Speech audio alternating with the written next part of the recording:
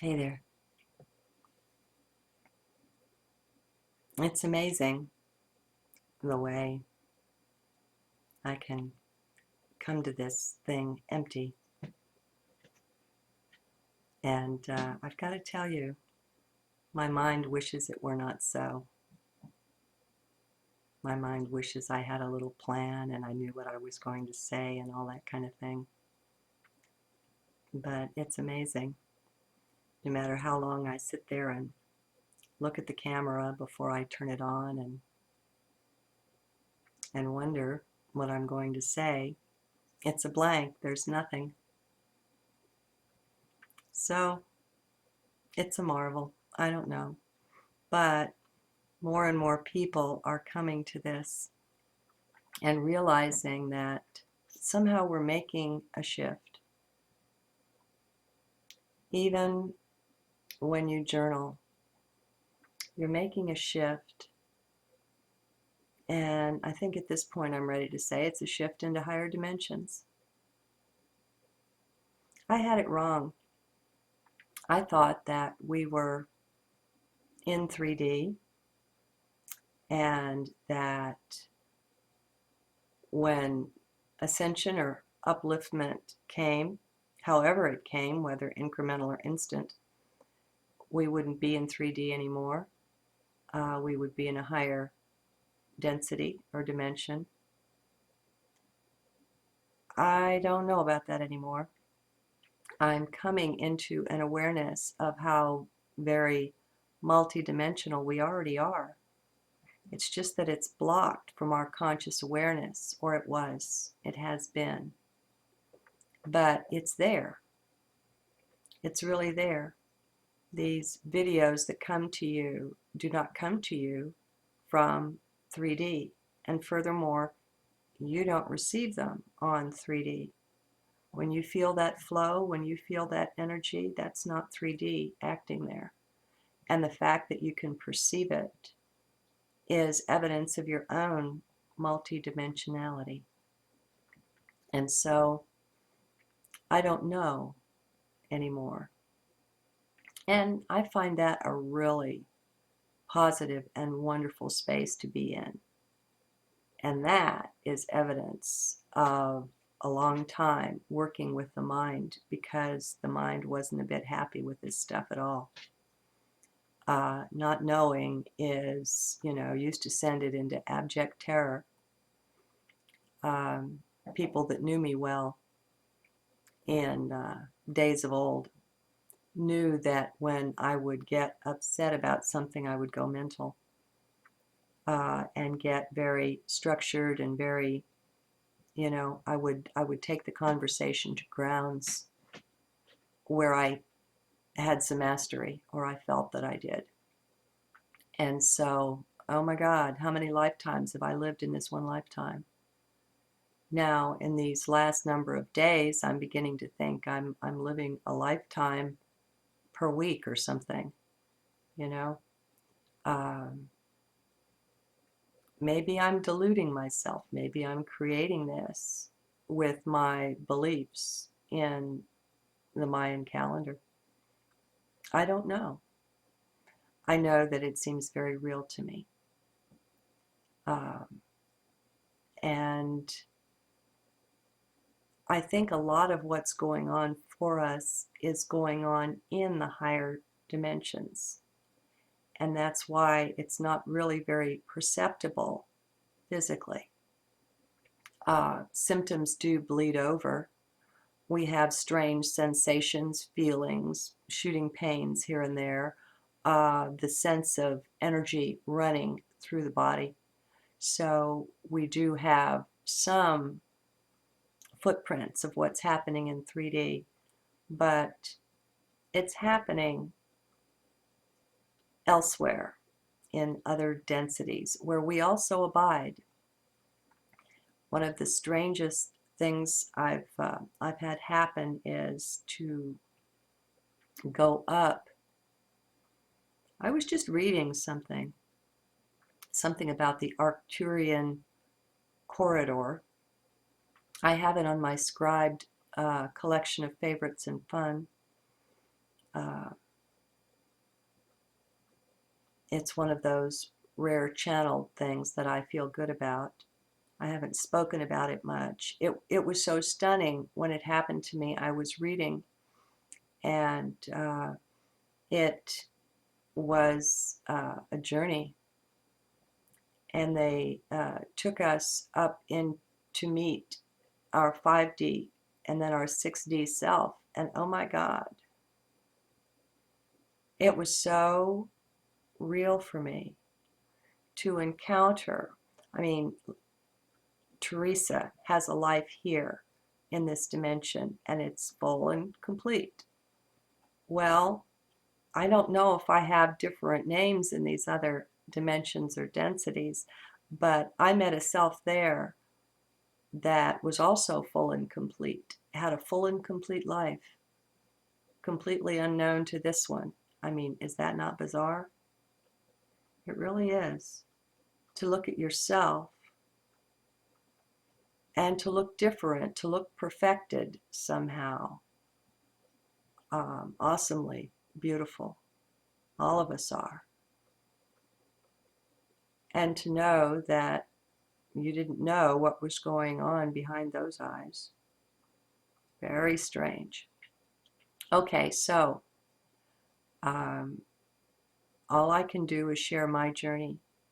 At this point, I'm very confident in saying that we're multidimensional.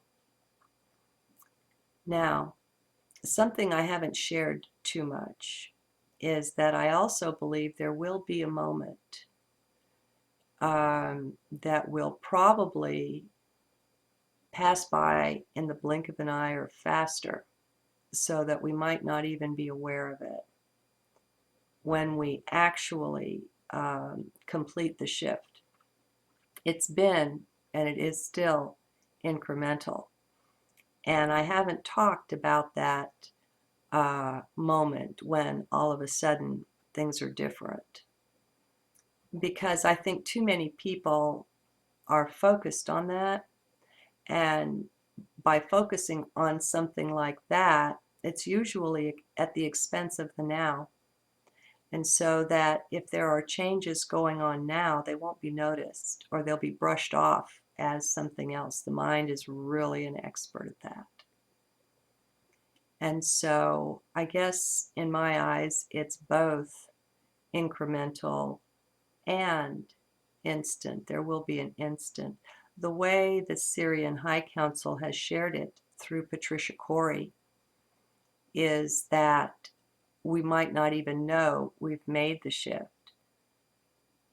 So apparently things will be so similar, but also so different. And perhaps one of the most beautiful things about it is that all the darkness will stay behind. The ones who are dark won't be there. And so their evil ways won't be there, and it just won't be something that we'll have to be cautious about as we are now. If you look at the birds or the squirrels or the deer, any of the creatures in nature, you will see that they have an alertness that's always there. It's like they really never quite relax. It's a predatory world. And so there's a caution in their ways. Well, for mankind, we don't so much have to worry about losing our life or being injured or eaten by something, but it's a predatory world for us as far as darkness, wanting to consume the light. And you know the whole story, all of that, the banksters and all the rest of it, the way we're controlled and manipulated.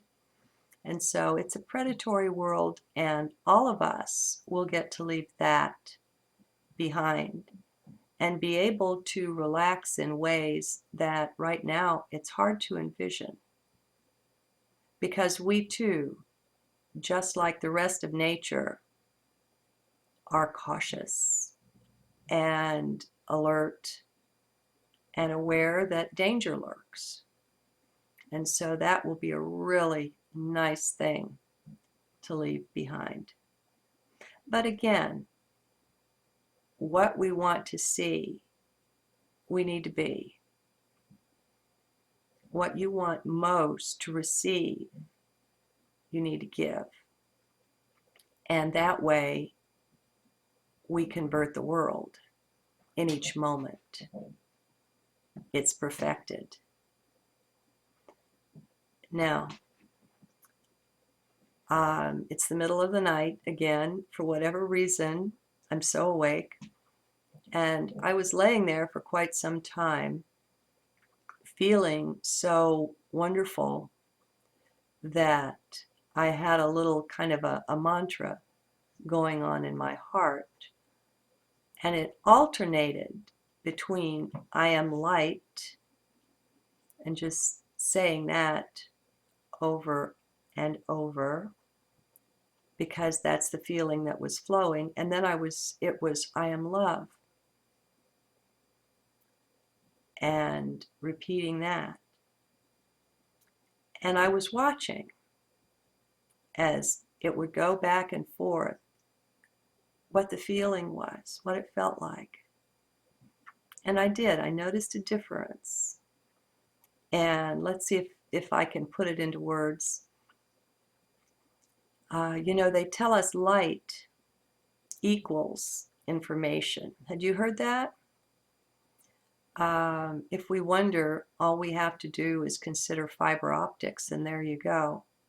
The light carries the information. But light itself, sunlight, light is information. Now, I can't say that I fully grok that I fully comprehend it. And the way I want to comprehend it is from the inside, of course, sensing it, being it, rather than getting a mental understanding. Although a mental understanding is nice, and sometimes it can enhance or lead to the deeper understanding. When we're awakening, a lot of times it's the mental understanding that comes first. We get what the teacher is saying. It doesn't quite click for us, we don't feel it, but our mind agrees. So, and getting there, that's a good space to be in, because, the gurus and various teachers and the sacred scriptures used to be pretty much Greek for me. The stuff they would say was just kind of bizarre. So I think that we should celebrate even the mental understanding as it comes. So there I was. I am light. I am love. I found the I am light to be more neutral.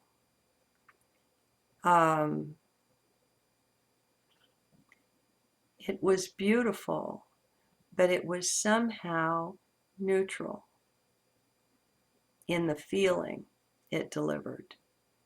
It was kind of a high. There was joy running through it, but the I am love was different. And as I was watching that being said, I was more aware of, my higher self.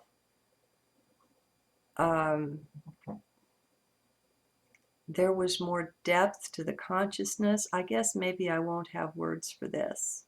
Try it yourself. Of course, do it from being firmly centered in the now, in the moment. Get your mind out of it, because it's not a mental exercise. This was something that was going on inside of me, and I was just witnessing it more than anything. It's not an effort of will. I don't know. I'm so betwixt and between. I really do at this point feel I have one foot in this world and one foot in the next. And I don't feel totally steady in either world, but I feel fine, you know. I haven't a complaint to register about anything. Just a little unsteadiness. And as I share with you, of course, mind wishes I had something more solid, more concrete to give you. Um, there are people that have these awakenings where the divine mind really comes online. And I think that would be neat. And there are people like what's his name? Melon Benedict, who get actual factual information from one side and bring it to the other. And I think that will be fun. I think it will be fun to be whole and complete in the higher dimensions. Sometimes I feel like a partial being here, you know, uh, not really totally functional or competent here. All right, there was one more thing that crossed my awareness. I'm really so much with the people in the Occupy movement, and I studied it enough back when I was in the Republic and studying these things, uh, which was strange because, I had left mine behind, and there I was with reams of papers and documents and things, the Constitution, the Declaration of Independence, and the Bill of Rights, and so many things, getting a grounding in so many things.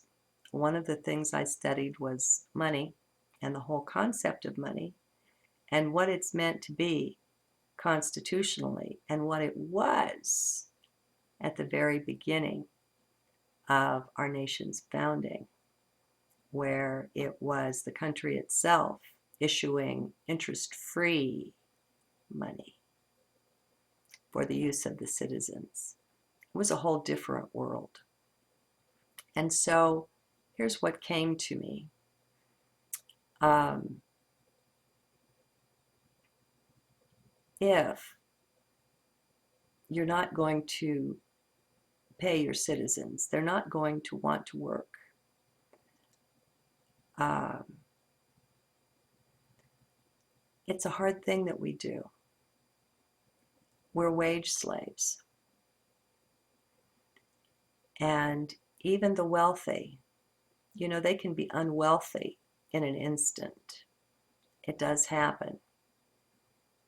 Uh, when you're wealthy, a lot of times you're used to risk, and you risk things, and sometimes you lose.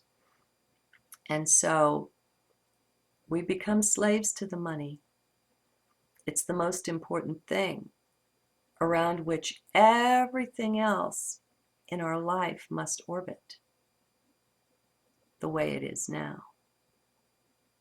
And of course, it's most unfair with the current structure is deeply diseased. It's dead on arrival. There's nothing worth saving in it. But if we could only look at the way our whole entire life revolves around money, even the shirt that you wear, the shoes that you wear, how much you can afford to pay for them, controls the quality that you purchase. And until Tuesday morning came around, which is everything there is at least half off, if not more, and it's an interesting store. If you don't have them around, I don't know what to compare them to, but it's a place where you can go and buy really expensive things that you wouldn't afford them at retail. You just wouldn't. But, when you can get something for 80% off, you might try a $250 set of bed sheets. Well, once you do, that's all you're going to want because you get the sense of the quality and it feels so good, and it's just such a luxury and such a pleasure. All right, so this is our life where literally everything orbits around money. The house you live in, the vehicle you drive, the school your children go to, everything, everything. Now, imagine a world without money, no money at all. Imagine a world where you didn't have to pay just to live there. Imagine a world where people work together in community, and the cobbler made shoes because he loved it, and he put his love into his work, and it was all quality. He didn't cheap out. Uh, you do what brings you joy, and you're in a community that needs and appreciates what you do and sustains you. And so whether there's barter back and forth, how that works, I don't know. I think we need to look to the indigenous peoples who have lived this way and have retained their history.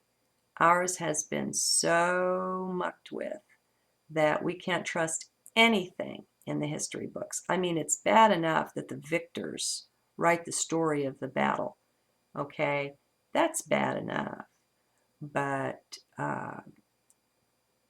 we've been endlessly lied to, and I think we have to stop believing everything. Math might be the only thing that I don't know though. I remember taking statistics in college, and I remember being amazed at what a challenge it was to use numbers and get them to really tell the truth. Because you can say, oh my God, 75% of the people are for this proposition. Well, that's really interesting, but if the total sample is 4 people, that means 3 people are for it. And so even numbers have been used, and there are expert manipulators. And I tell you what, I call on everyone who is in advertising to wake the hell up. I want you to look at the total lack of ethics involved, at the techniques that are used to out and out lie and deceive and manipulate. And I want you to consider finding other work. Because in the new world, you don't have a job. Excuse me, but it's just one of the most awful things. And they keep secrets because if we knew, we would really be angry at the way that we're manipulated. And so it's on everyone to wake up individually.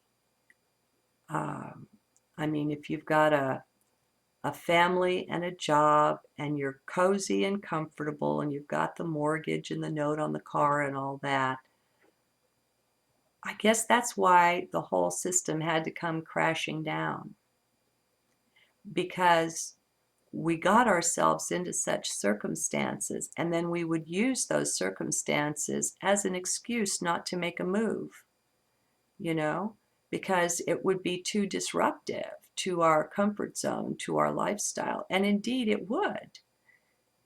A lot of people that have a sudden awakening basically devastate their lifestyle and their family, and it's majorly challenging. But ethics and integrity, decency and honor have to rule. If they don't, there will be a lot of people not making the shift because they're just not ready. This is the thing with sacrifice and surrender. We have to have found it, whatever it is, enough to know that nothing is more important than truth, integrity, and honor. And when we find it, it's easy to throw the whole world over. You know, when this fire lights inside of us, oh my God, it truly changes everything. And the thing that objects most is the mind, because it's used to being in control. It's used to bullying us throughout the day and even into the night, you know. Insomniacs have all kinds of challenges with the mind. Well, the mind there is being the Illuminati. It's in that position of total control.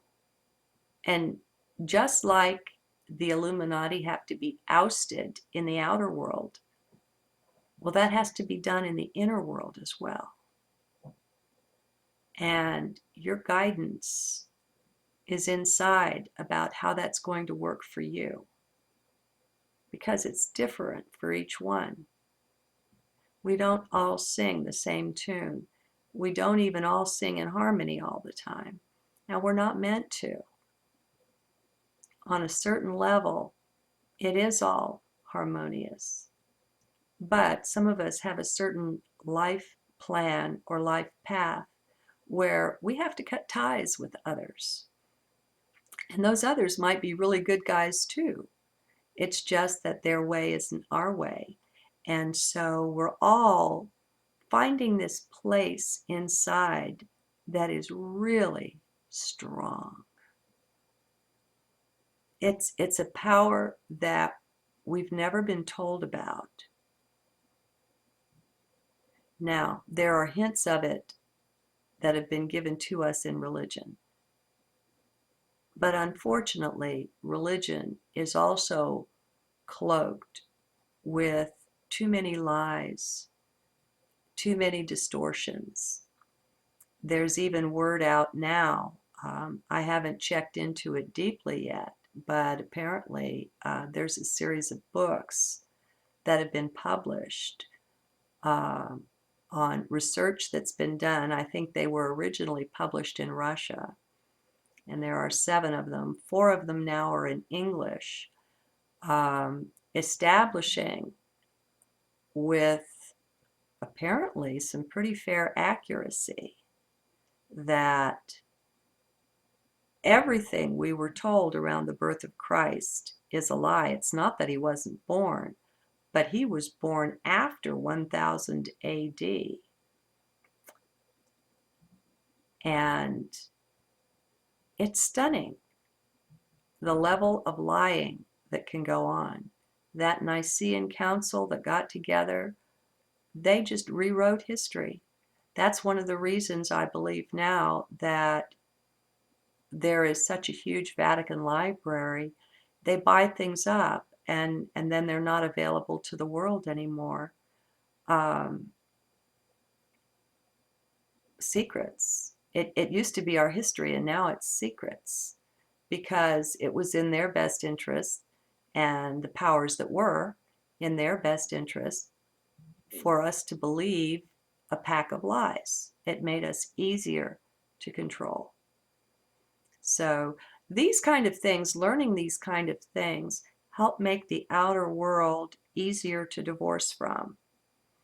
And they make it easier on the mind when the mind sees and realizes the lies that it's been fed. It begins to really lose respect for the sources of them, and to lose respect for its own beliefs. It becomes willing to consider, well, maybe even the things that I think I know aren't right. And that's a really good place to be. I don't know is one of the most powerful statements. It sounds totally weak and helpless. It's anything but. It's a power statement, my friends. I don't know.